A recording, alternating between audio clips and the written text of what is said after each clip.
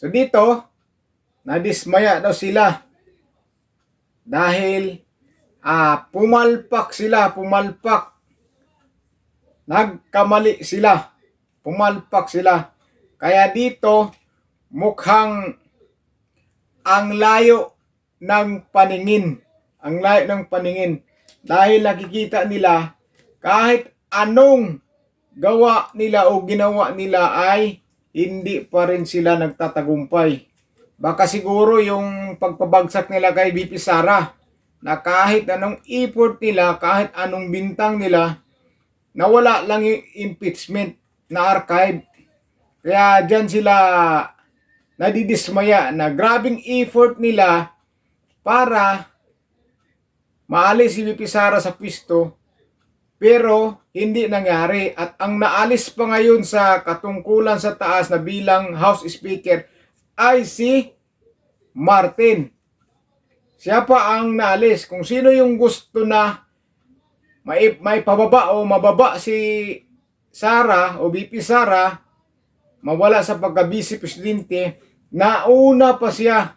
Kung sino yung nagpa-impeach kay VP Sara, siya pa ang nauna natanggal sa pwesto. Di ba?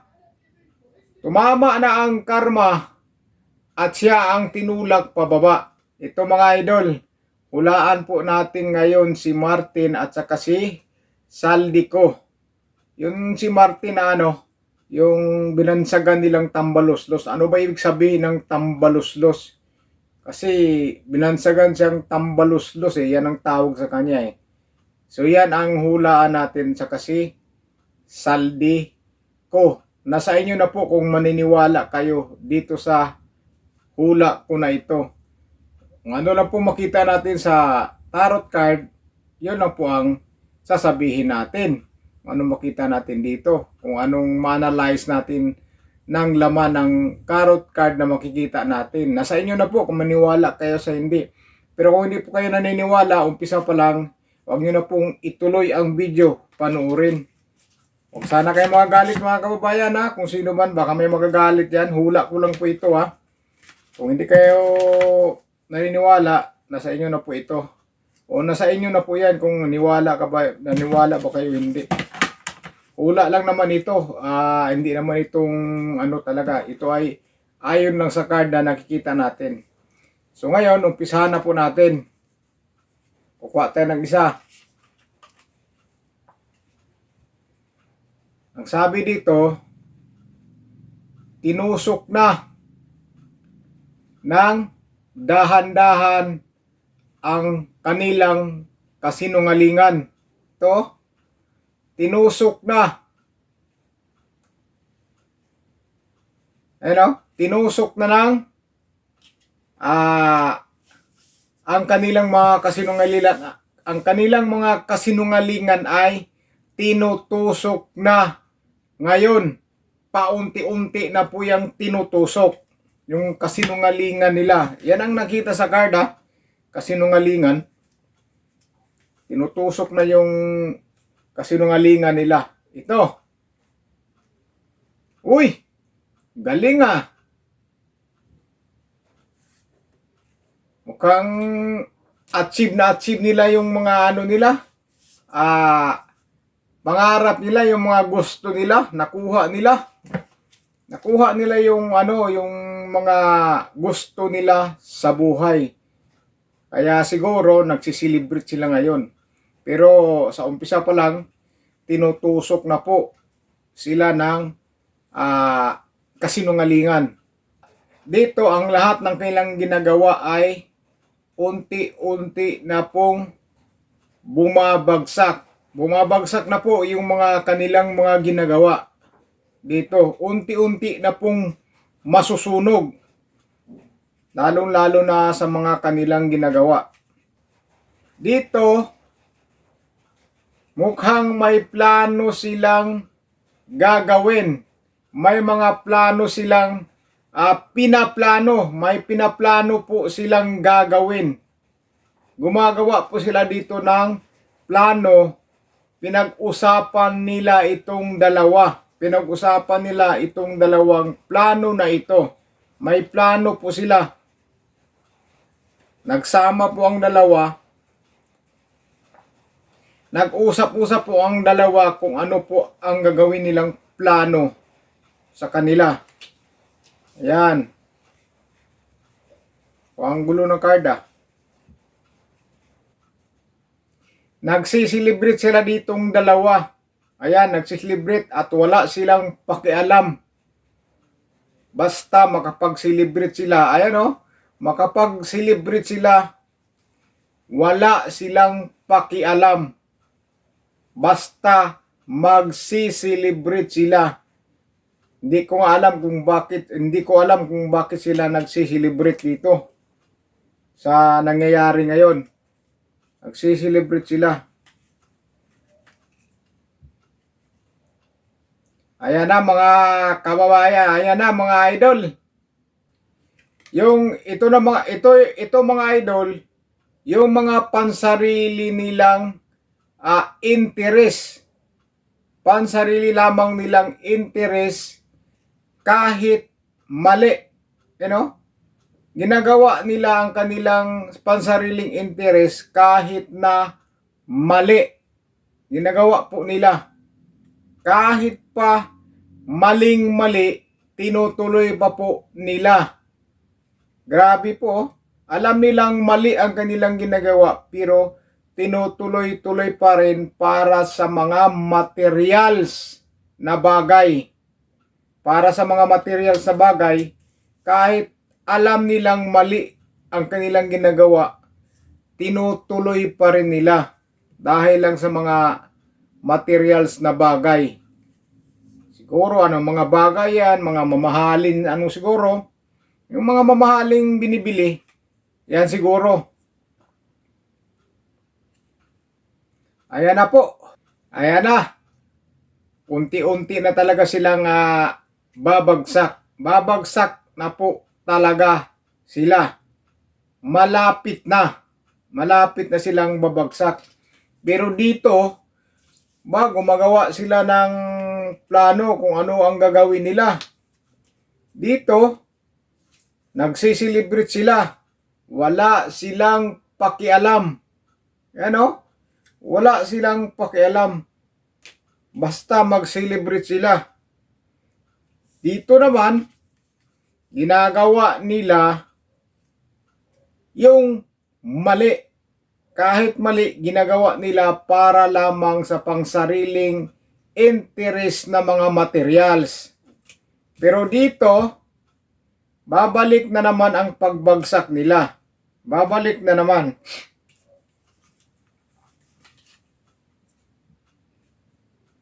Ito pa. Ayan. Mukhang gagawin na nila ang kanilang mga paraan. Hindi po natin alam kung anong paraan ito. Mukhang may paraan sila na gagawin na nila. Baka ito na yung paraan na pinaplano nila na may gagawin sila. Paraan siguro na makalusot ngayon sa mga anomalya. 'Di ba si Ko nasangkot yan sa katiwalian. Halos pangalan niya nababanggit ng mga DPWH, contractor. Kaya yan grabe itong gagawin niya. Gagawa siya ng mga action o mga idea paano siguro malusutan. Ito, darating na sa kanila ang mainit na liwanag. Mainit na liwanag ito. Darating na sila. Maliwanag pero napakainit. Mainit daw. Talagang sisigaw sila sa sobrang init. Sisigaw sila. Dahil mukhang masusunog na. Ayan. Dito nakalagay, hinahabol na po sila ng katarungan. Hinahabol na po sila ng hustisya. Bakit kaya hinahabol na sila ng hustisya? Ayan hinahabol na po sila. Hustisya at konsensya ang naghahabol sa kanila. Hustisya at konsensya. Nako, patay na. Hula lang po ito ha. Parang ang gulo-gulo nga ng card eh. Halos hindi ko mabasa. Ito na mga idol. Darating na ang panahon. Ayan. Darating na ang panahon ng pananagutan. Ayan o. Darating ang panahon na sila ay mananagot. Kasi nakalagay dito sa pagbasa ko. Managot, may managot dito. Kailangan nilang sagutin kung ano ang mga anomalya ngayon na kung saan man nakasama ang kanilang mga pangalan dyan.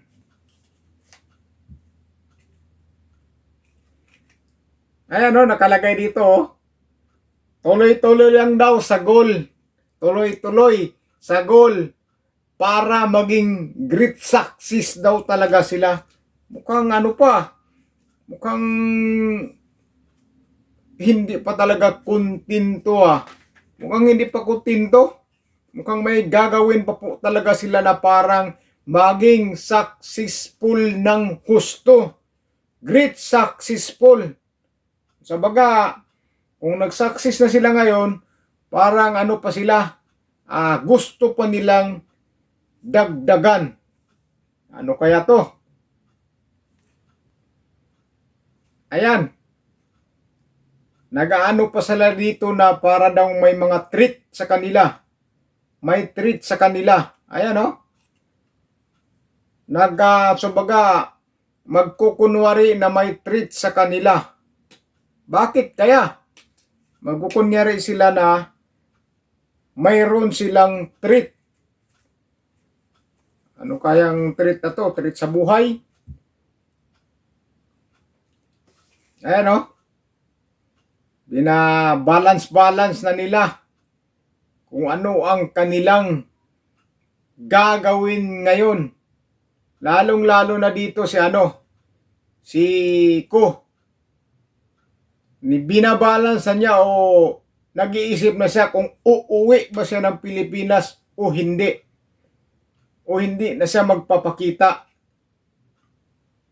Nagpaplano na o nag-iisip na ng gusto. Binabalance siya, uuwi ba siya o hindi. Uuwi ba siya o hindi.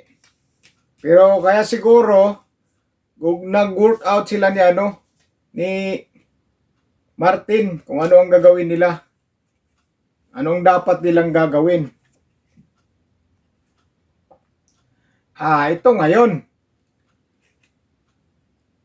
Ito ngayon. Mukhang malapit na talaga silang babagsak dito.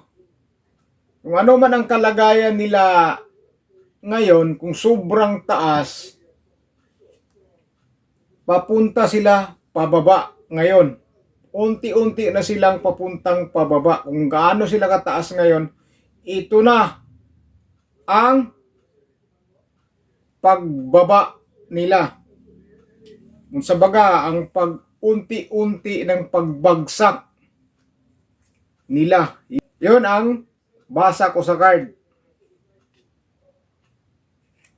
Ito, yung mga achievement nila, yung mga nakuha nilang success, ay mawawala din. Mawawala. Bakit kaya? Bakit mawawala yung mga grabing achievement nila, yung napakataas na achievement nila nakuha sa mga sarili nila? Bigla na lang mahuhulog. Bigla na lang babaliktad ang nakuha nilang achievement o successful sa buhay ngayon. Kung ano man mga successful na yan, material sa bagay, mga kagamitan, mga ganon. Yan, ano kaya ito? Kung may plano nga talaga silang naiisip Atay kang bata ka. Yung mga reward daw sa buhay nila ay wala rin. Mawawala sa kanila at hindi na nila maaaboto. Dahil hindi na nila ito mahahawakan dahil siguro mapalayo sila dito sa mga achievement nila. yung mga nakuha nila sa buhay. Bakit kaya? Baka ito na nga sigurong nag-iisip silang dalawa, baka aalis, kagaya na kay Saldi, na sa ibang bansa.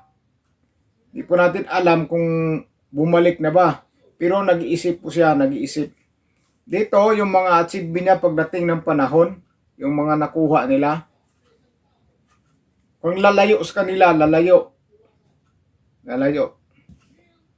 Ayan. Dito daw, kung gaano sila kalakas noon, ay parang unti-unting nang mabubuwag dito. Unti-unti na po yung grupo nila napakalaki. Pagdating dito sa card na to, unti-unti na pong mabubuwag. Mababawasan ng paunti-unti. So, ibig sabihin, kung gaano kalaki yung grupo nila, kung gaano karami, unti-unti yang liliit. Hanggang mawala na sa majority.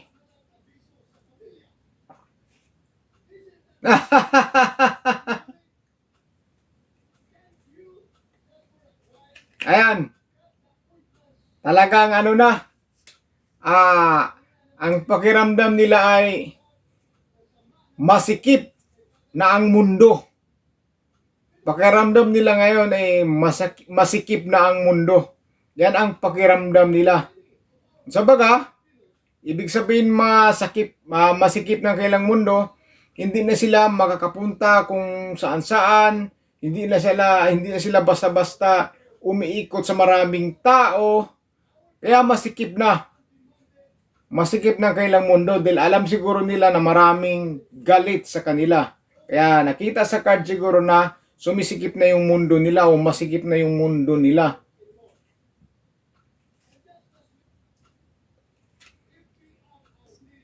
So dito, nadismaya daw sila dahil pumalpak. Nagkamali sila. Pumalpak sila. Kaya dito, mukhang ang layo ng paningin. Ang layo ng paningin. Dahil nakikita nila, kahit anong gawa nila o ginawa nila ay hindi pa rin sila nagtatagumpay. Baka siguro yung pagpabagsak nila kay VP Sara, na kahit anong effort nila, kahit anong bintang nila, nawala lang yung impeachment na archive. Kaya dyan sila nadidismaya na grabing effort nila para maalis si VP Sara sa pwesto, pero hindi nangyari. At ang naalis pa ngayon sa katungkulan sa taas na bilang House Speaker ay si Martin. Siya pa ang naalis. Kung sino yung gusto na may pababa o mababa si Sara o VP Sara, mawala sa pagka-vice presidente, nauna pa siya. Kung sino yung nagpa-impeach kay VP Sara, siya pa ang nauna natanggal sa pwesto. Di ba?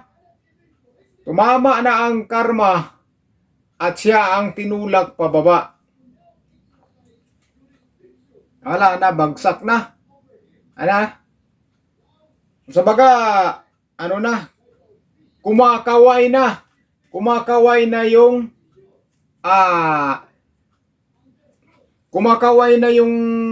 nila, ang pagbagsak nila. Kinakawayan na sila ng pagbagsak. Kumakaway na sa kanila. Sa baga, winilcome na sila sa pagbagsak nila. So ito lang po ang nakita natin. Marami pong hinugot ko. Parang ang tingin ko dito, parang ang gulo-gulo. Naguguluhan ako dito, halo-halo. Pero nakikita ko marami po talaga dito na babagsak sila. Basta, sila ang kawawa dito sa card na to. Kahit may mga achievement sila dito sa card na to na babasa natin. Pero sa kabuuan, sila pa rin ang babagsak ng paunti-unti. Ito lang po nabasa natin. Sa inyo na po kung maniniwala kayo. Ito pong basa natin sa tarot card kay Martin at kay Saldico. Ang tawag nila kay Martin is tambaluslos. Ano ba ibig sabihin ng tambaluslos? Dahil ako, nalilito na ako kung ano ang ibig sabihin ng tambaluslos na yan. Saka idugtong din po natin dito mga idol, kahit mahaba na po yung video natin. Nagmensahe po si VP Sara Duterte ngayon na siya ay nangamba. Nangamba po siya doon sa sinasabi niya sa kanyang mensahe. Dahil si Pangulong Rodrigo Duterte daw ay pinuntahan ng mga opisyal ng Philippine Embassy. Dahil daw inano ni Pangulong Bongbong Marcos. Ang kinadismaya niya at kinatakutan niya, pinangambahan ni Bifi, ay bakit sila pumasok dito na walang consent o walang abiso sa pamilya. Pumasok sila sa detention na hindi naka-abiso sa pamilya kung bakit sila pumasok doon. Kaya nangangamba si VP Sara Duterte sa buhay ni Pangulong Rodrigo Duterte. Sino ba hindi mangamba dyan? Pinasok yung tatay mo nun sa detention, dinalaw, di po natin alam kung anong gagawin nila dito. Welfare daw para kay Pangulong Rodrigo Duterte. Pero bakit hindi po sila nagipag-ugnayan sa pamilyang Duterte na papasok sila doon sa detention ni Pangulong Rodrigo Duterte? Kung sabihin nila na tulong o nag-alala sila sa kalagayan, inalam nilang kalagayan, sinabi ni VP Sara Duterte na sila ang bahala, nandyan ang pamilya palagi, dumadalaw, at hindi nila kailangan ang anumang tulong dyan sa kung gobyerno ng Pilipinas, kung tutulong ba dyan sa kalagayan, sa kalusugan ni Pangulong Rodrigo Duterte. Hindi po niwala si VP Sara Duterte dyan. Lalo pa nga siyang nangamba dahil nga hindi nagipag-ugnayan sa kanila at yung mga siguro nakuha nila diyang mensahe kay Pangulong Rodrigo Duterte at nakita nila, i-report nila yan sa palasyo. Kaya pangamba talaga si VP Sara Duterte. Nangamba, biruin mo, nakapasok sa detention na walang paalam sa pamilya. Sino ba hindi mangamba dyan? Alam naman po natin ang anong gusto ng mga yan, di ba? Bakit nung hinuli nila si Pangulong Rodrigo Duterte, gustong-gusto sa ospital, may schedule sa kanyang check-up. Nung tumaas yung sugar, umiiyak na doon sila ni Kitty na dalhin sa hospital. Kailangan talaga niyang doktor. Pero dinala ba? Hindi nila dinala. Nakahiga na lang si Pangulong Rodrigo Duterte. Hindi nila dinala. Tapos ngayon, sabihin welfare, sabaga tinitingnan yata ang kalusugan, kung maayos o hindi. Napaka-imposibleng gawin nila yon. Di ba mga kabayan? Kaya kayo na po umusga dito mga kababayan. Una-una dito sa ating hula sa dalawang tambaluslos at saka si Kulakoy. Tapos yung mensahe ni VP Sara Duterte. Mababasa nyo yan sa kanya. Post na yan sa kanyang FB account. So yun lang po mga kababayan. Kung bago lang po kayo sa channel ko, sana huwag kalimutan mag-like at sana mag-subscribe. At maraming salamat po sa support na nyo. Ingat po kayo mga kababayan.